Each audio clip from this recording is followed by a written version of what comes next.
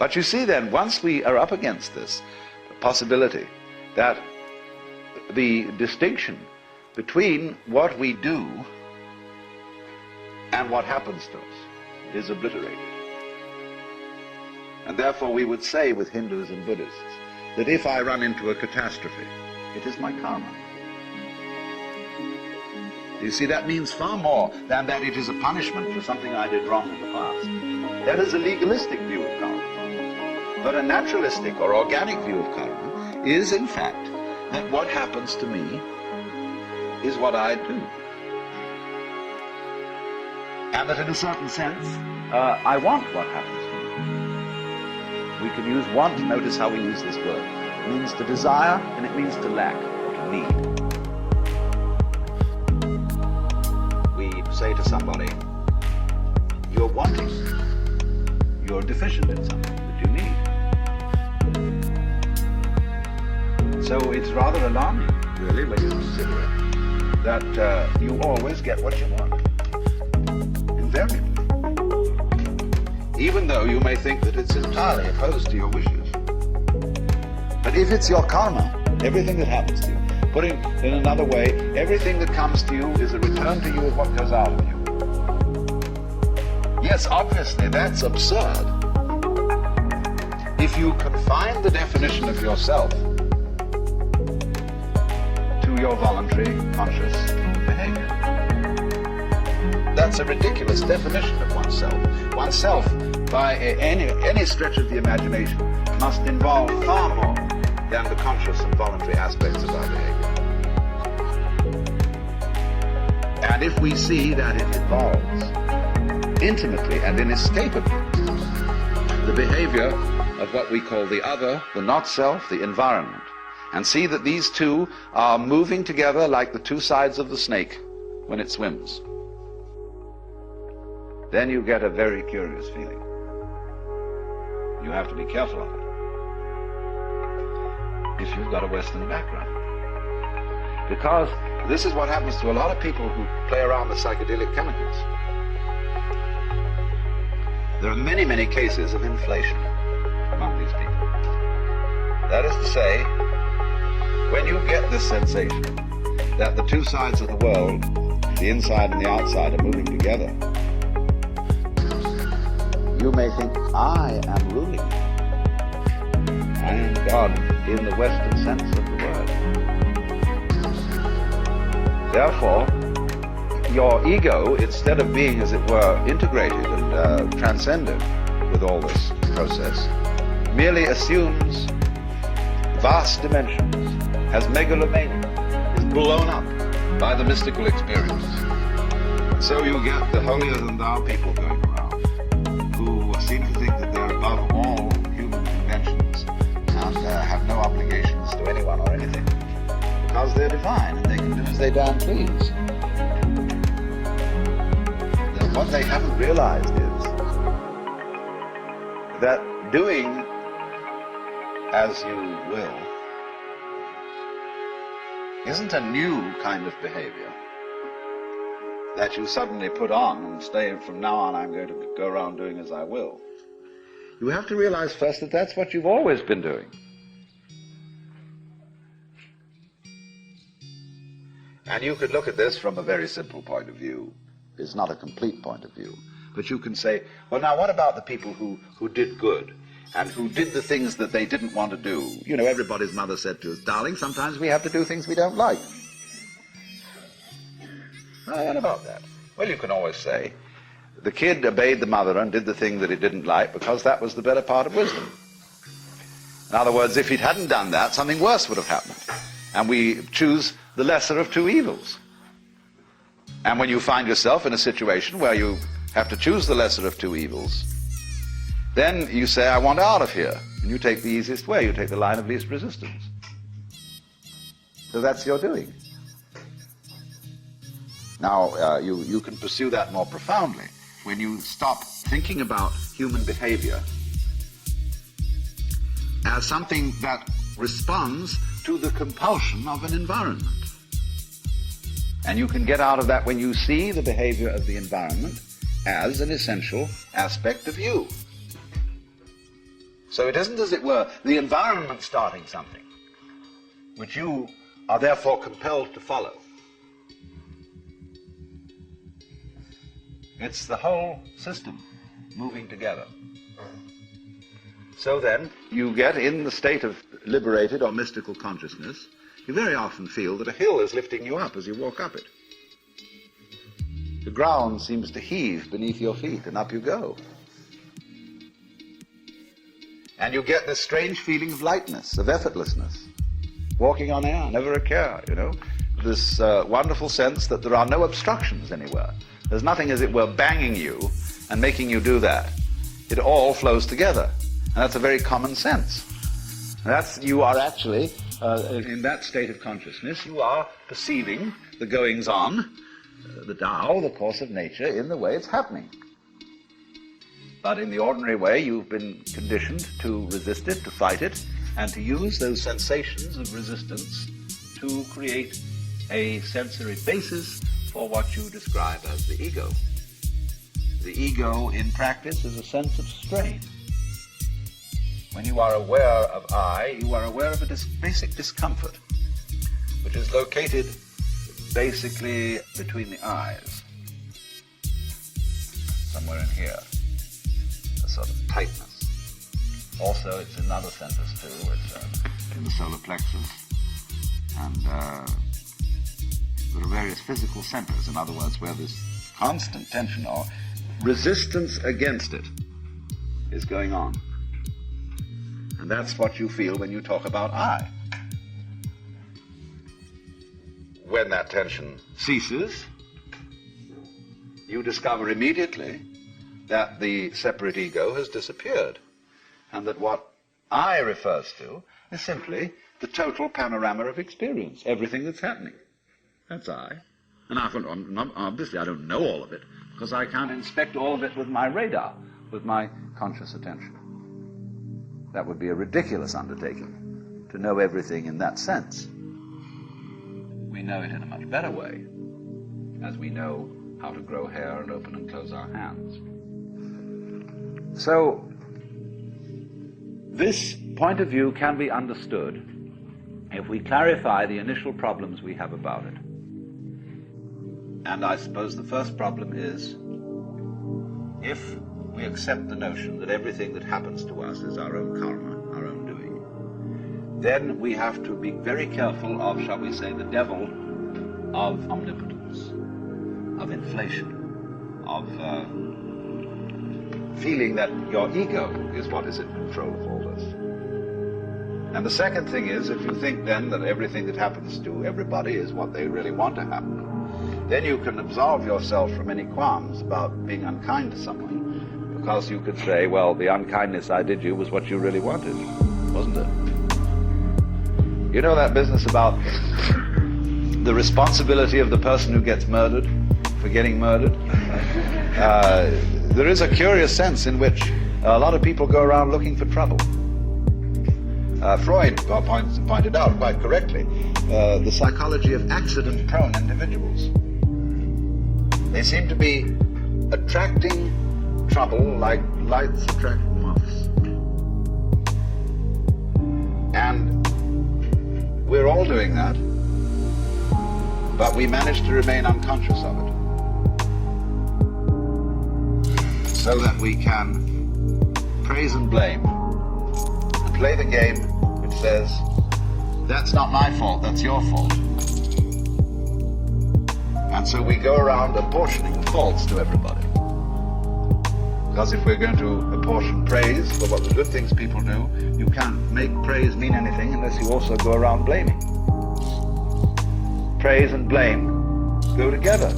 Supposing everybody was acting in a praiseworthy way, and we praised everybody for everything, they'd get tired of it. They wouldn't even notice it anymore. So long as you're going to get a kick out of being praised, you've got to go around blaming too. It's very simple.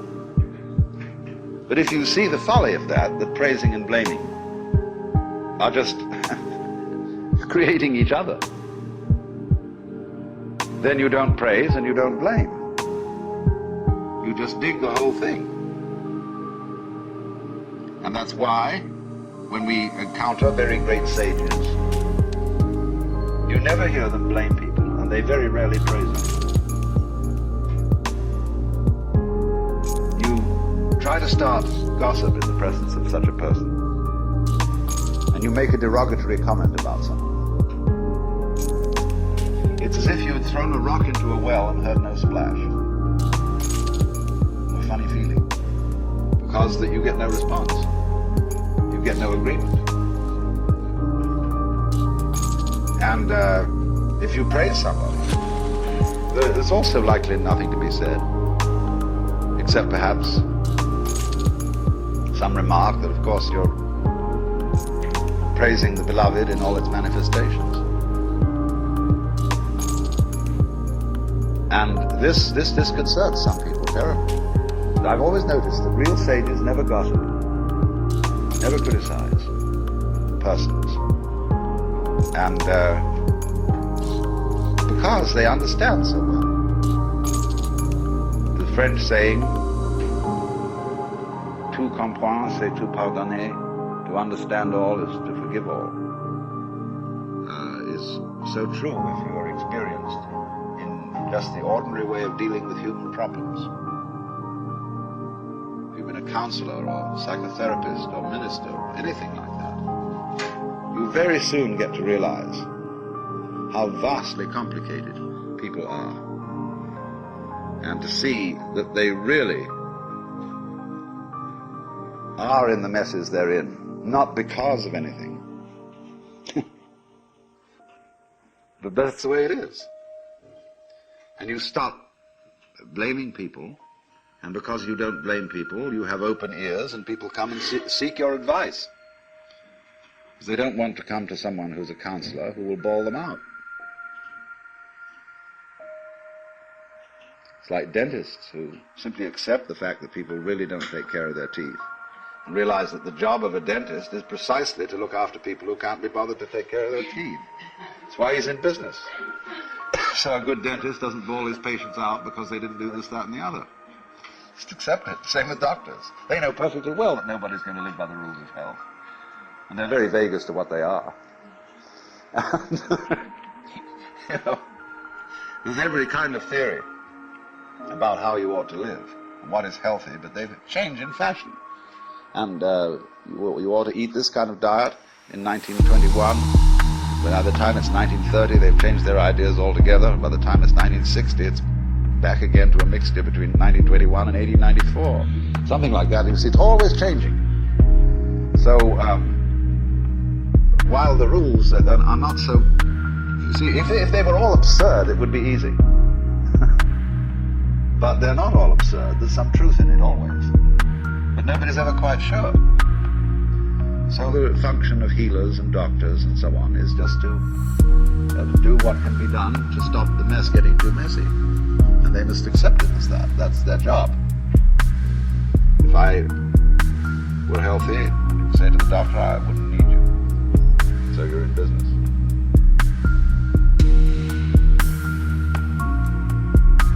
Now, what about it then?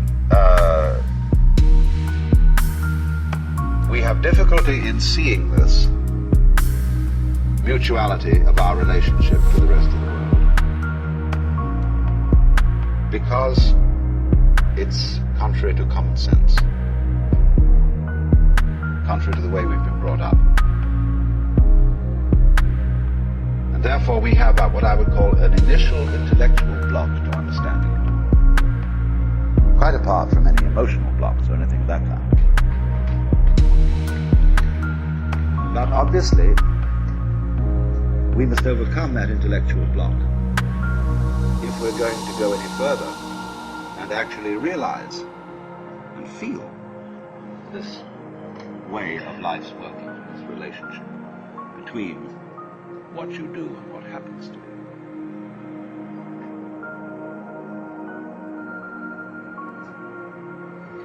Then the question arises, then what do I do? Do I go around saying to myself, all this that's happening to you is what I wanted? I am inside and outside. I am the subjective and I am the medium, and I mean to go around thinking thoughts about this, so as it were to talk yourself into this way of feeling. Well, that's very superficial, because this new sense of relationship to nature is something much more than an idea. See, ecologists and physicists have the idea that this is so, but they mostly, in their private life and in their ordinary human behavior, are just like other people who don't feel it, and who feel themselves in a Newtonian billiards game, even though they've gone on to quantum mechanics. So that there may be a transition from our ordinary way of feeling how things go on to the new way, we have to do something other than think. Because actually thinking is causing the trouble.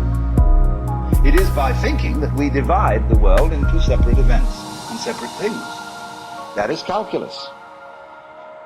And Ananda Kumaraswamy once described the life of the liberated being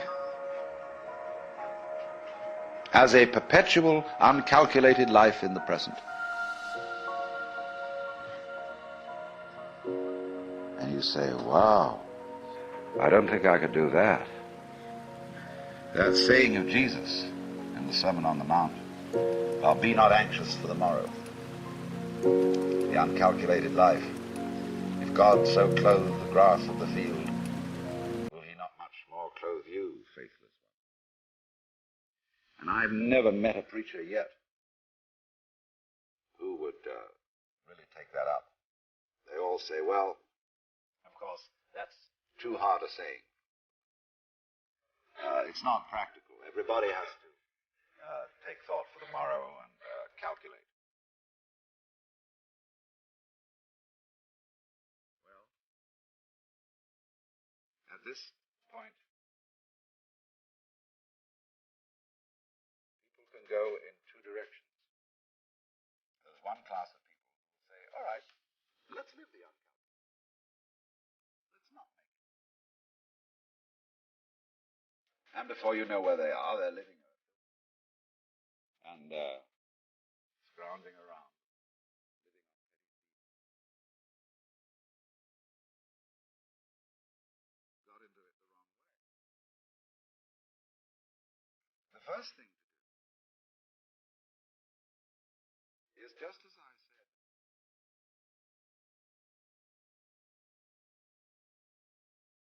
Whether you like it or not, and whether you know it or not, the relationship between you and the environment is always one that is harmonious. So in the same way, you are always living the uncalculated life. You have to find out, first of all, that you're always doing it. And that what you call your calculations, the things you did, were funny little rationalizations. In other words,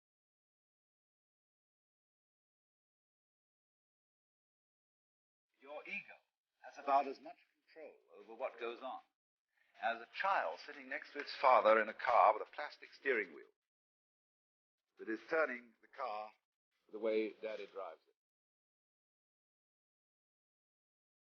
Because, as I pointed out, most of the function, most of the goings-on in you, around you, the circumstances of life, have nothing to do with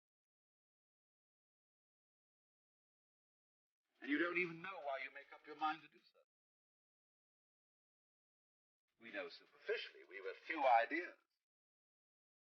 Like when you enter into a marriage, you have really no control over its outcome, in the ordinary sense of ego. You've taken a colossal gamble, in which you've involved enormous complexes of patterns.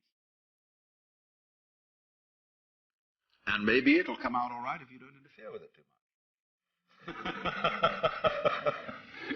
You know, it's like Oppenheimer said, it's perfectly obvious that the whole world is going to hell.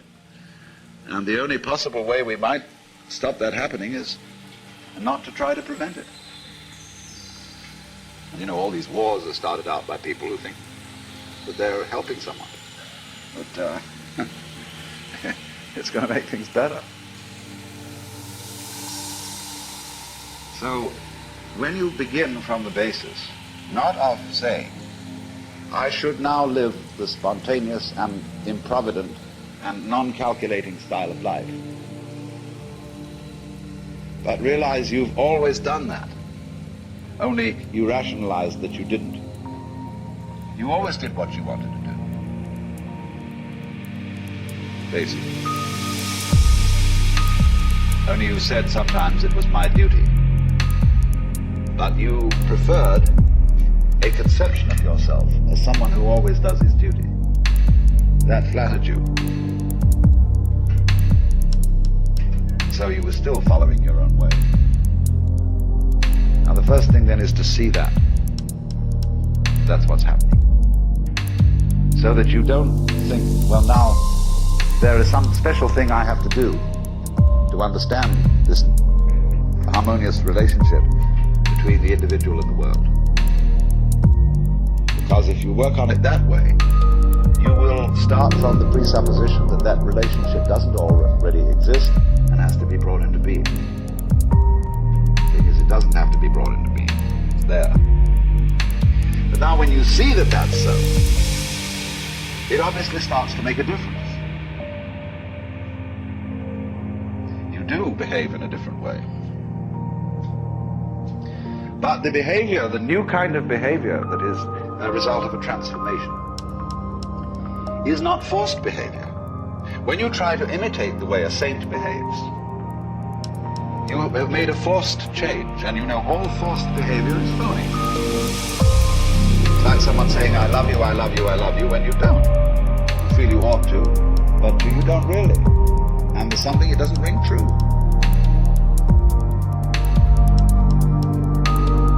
Just think of the poor Lord, listening to all the prayers of all those people saying, I love you, Jesus. And he knows they don't. They're just saying this because they think they ought to. And they're very trying. So, whenever you do a thing like that, you see, you make a forced change. Now, if the change is to happen in the same way that a seed at proper season breaks open and sends up a shoot, see, it comes from the whole force of life itself. Now, when you see that without your having to do anything, see, you are living the uncalculated life, and you're only pretending you're calculating it and arranging it, then, as it were, you will have a grasp of the total situation, and you can allow it to produce changes in action, which are not forced. So this is why there is always a trend in every kind of spiritual doctrine which says something about grace, divine grace. There must come about something in you, a change, which you can't produce. And if you try to produce it, you will be a victim of spiritual pride. But on the other hand, all teachers are universally saying, you've got to make an effort. There is some discipline, there is something you must do. Well, that's the only way to get it across to people. That you, as a separate effort maker, are a myth, are a phantasm. Because if you really try to control your mind and only think the thoughts that you think are good thoughts to think, you will find that you're going round in a circle. Krishnamurti is awfully good at pointing this out. When people ask him, how do you meditate? He says, why do you want to meditate? Why are you concentrating? Why are you saying prayers? Why do you think you should believe in God? And it always comes up because I'm just a son of a bitch. I mean, I'm out for my own good, and this seems to be the way. So he says, you see, you don't have any genuine love at all. It's all fake. So you have to find, first of all, where the genuine love is. Now, you love you, don't you? That's genuine. argue about that. But then when you start from this, I gave a talk some time ago to the Air Force. Camp, a lab where they make weapons, do all the research. And they got a bunch of us there who were ministers and philosophers. And they had the nerve to ask us, what was our basis for moral behavior, personal moral behavior? Well, I said, my basis for moral behavior is pure selfishness. And I'm talking, after all, to realistic people here, and I don't think we need to be sentimental and beat about the bush. After all, you're all warriors and fighters and so on, and you know how rough things are. So I'm going to say to you frankly, I'm out for me. Of course, I don't do it in a tactless way. I don't go around and hit people over the head and say, give me this, give me that. I'm much more subtle. I say good manners and please and how nice you all are and so on, and finally people feel massaged psychologically into a state where they'll give. But then I said after that, there's some things that bother me. The first one is, if I love me, what do I want? And furthermore, who am I? Because if I'm going to be realistic about getting what I want, I've got to be pretty sure what it is that's me and what is the state of desire in me. If I am desire, see, if I am a center of desire, what's it all for? I think of all the things I want. But it so turns out that none of them are me. If I say I want dinner, it doesn't mean I'm going to eat me up. If any pleasure I can think of is the enjoyment of something that I haven't thought of defining as myself. Because I like my sensations. I like what happens to my body when I take a fine wine and down it. But then what's the difference between my body and the wine? If I say I like the wine,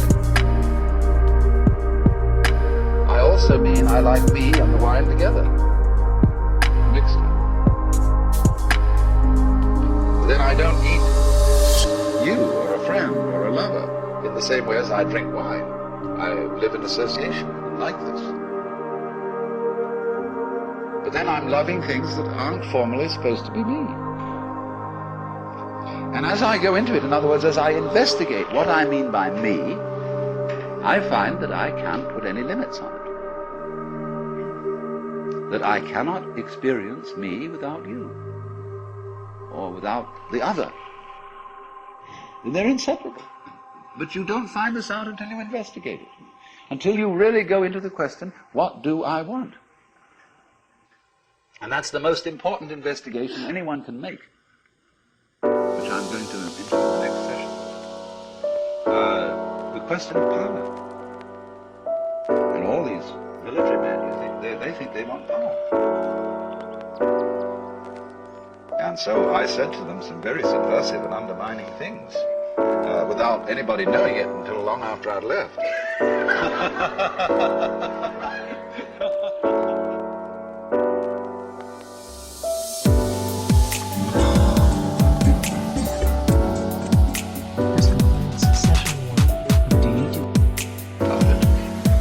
That I said to her, you know, you scare me. Because I think you're the kind of person who will push the button in order to get rid of the other people who were going to push it first. And she told me that I had no love for my future generations, no responsibility for my children, that I was a phony Swami who believed in retreating from facts. But I maintained my position. Robert Oppenheimer, a little while before he died, said that it's perfectly obvious that the whole world is going to hell. The only possible chance that it might not is that we do not attempt to prevent it from doing so. Because you see, all the troubles going on in the world now are being supervised by people with very good intentions. their attempts to keep things in order, to clean things up, to forbid this and prevent that possible horrendous damage. And the more we try, you see, to put everything to rights, the more we make fantastic messes. And it gets worse. And maybe that's the way it's got to be. Maybe I shouldn't say anything at all about the folly of trying to put things to right, but simply on the principle of Blake, let the fool persist in his folly so that he will become wise. This is an argument against all kinds of do-gooding. In other words, what I'm saying is, don't take me too seriously. I'm pitching a case for the fact that the civilization has been a mistake. That it would be much better to leave everything alone.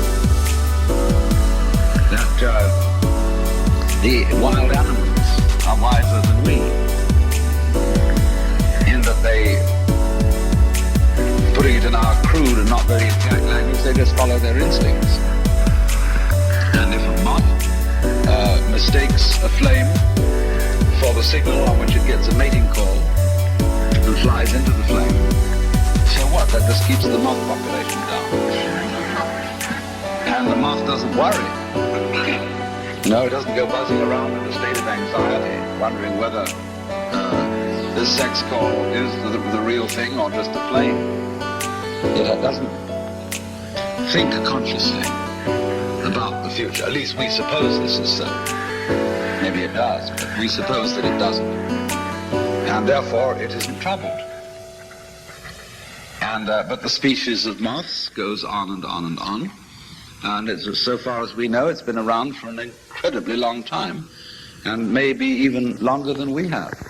Bees, ants, creatures of this kind, they have long since escaped from history, so far as we can see.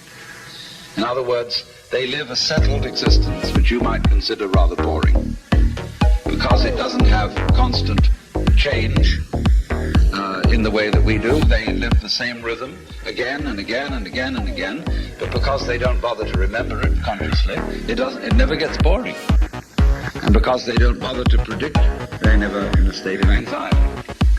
And yet they survive.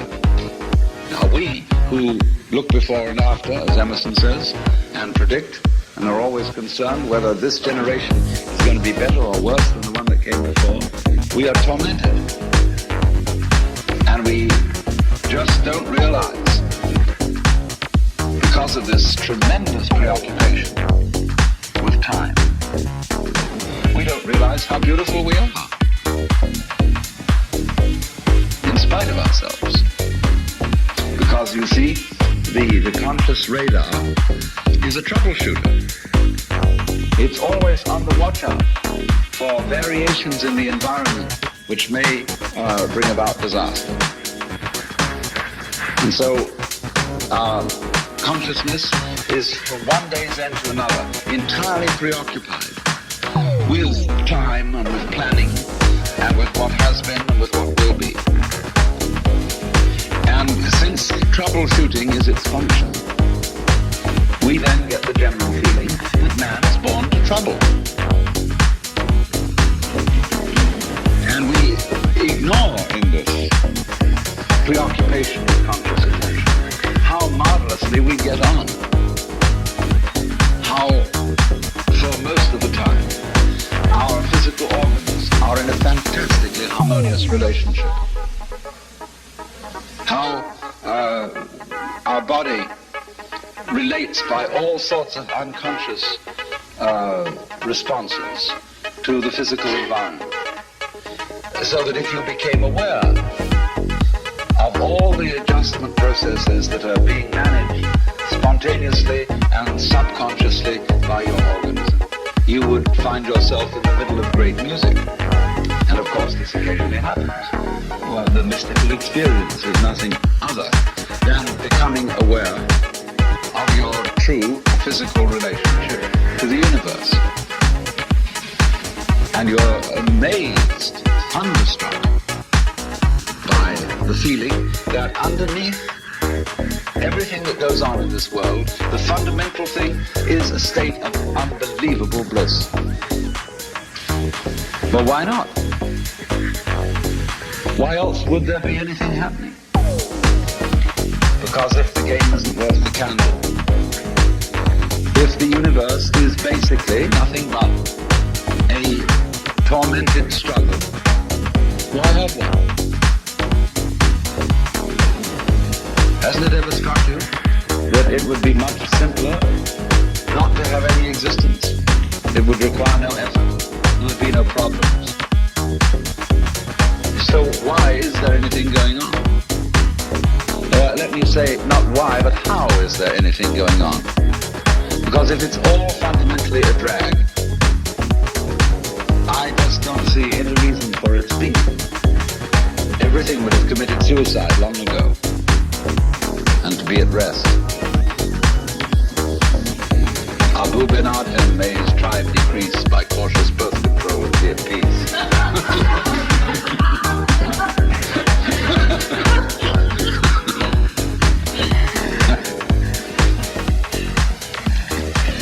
So, we might work on this possibility, then, that civilization is a mistake, and that we've taken completely the wrong track, and should have left things to nature, as it were. And of course, this is the same problem that is brought up in the book of Genesis. Actually, the fall of man in Genesis is his venture into technology. Because in the Bible, the Hebrew words for the knowledge of good and evil are connected with techniques. What is technically expeditious and what is not. Words connected with actually metallurgy. And to be as God, you see, when you eat of the fruit of the tree of knowledge and you become as God, means you think you're going to control your own life. And God says, okay, baby, you wanted to be God, you try. But the trouble with you is you've got a one-track mind. And therefore you can't be God.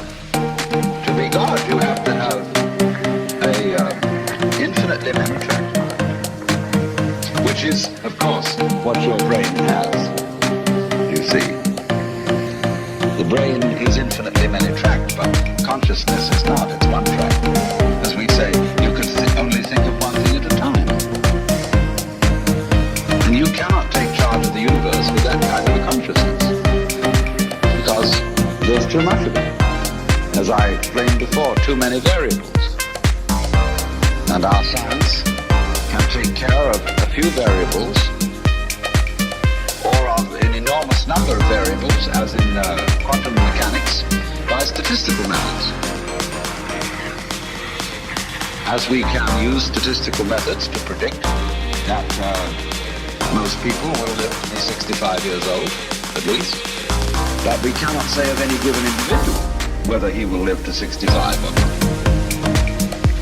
That's what we wanted to know.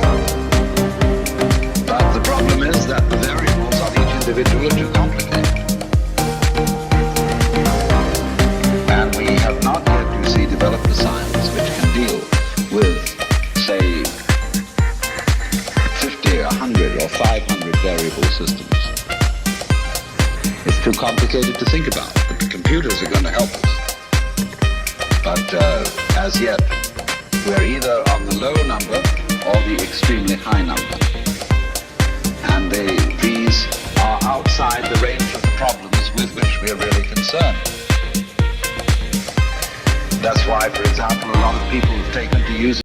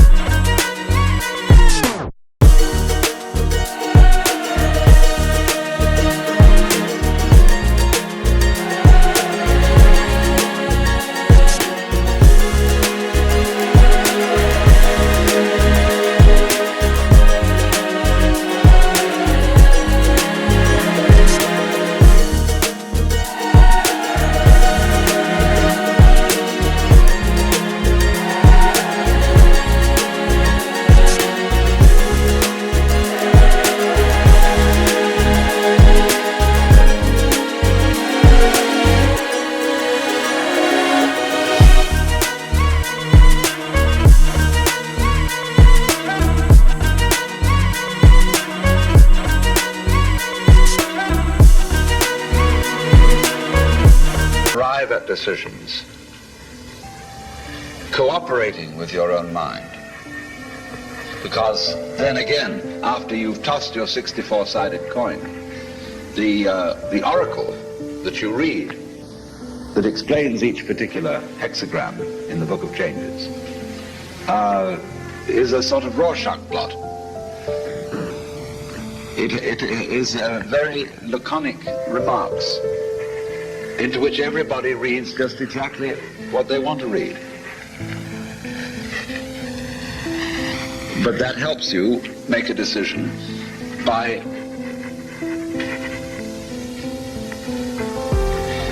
the fact that you don't really have to accept responsibility for it. See, then you can say, it told me. I consulted the oracle.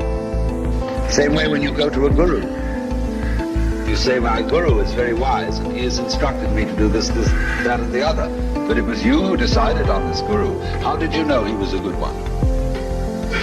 You see, you gave him his authority because you picked him out. It always comes back to you.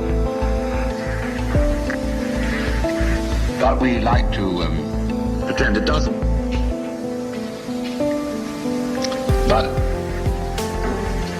the thing is that oneself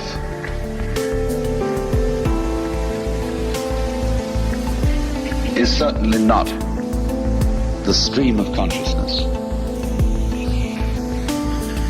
Oneself is everything that goes on underneath that,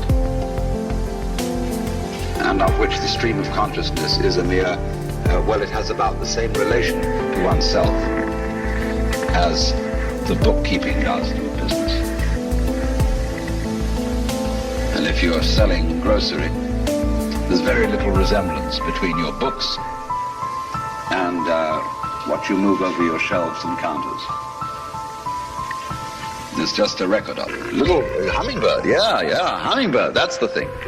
See, that dances and lives at a terrific pace. See? Well, you can't say one is right and the other's wrong.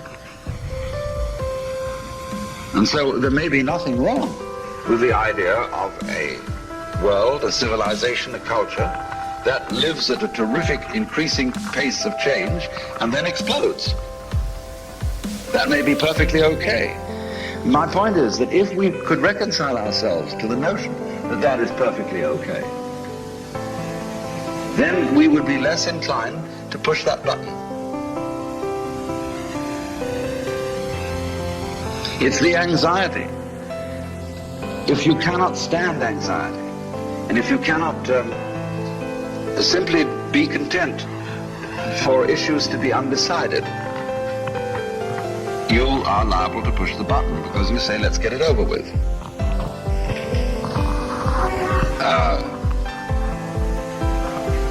People who have trouble with the law and are manipulating the courts in one way or another always learn to delay everything, put it off, introduce legal red tape, manage to, like Ralph Ginsburg, who's been in trouble because of the Eros magazine.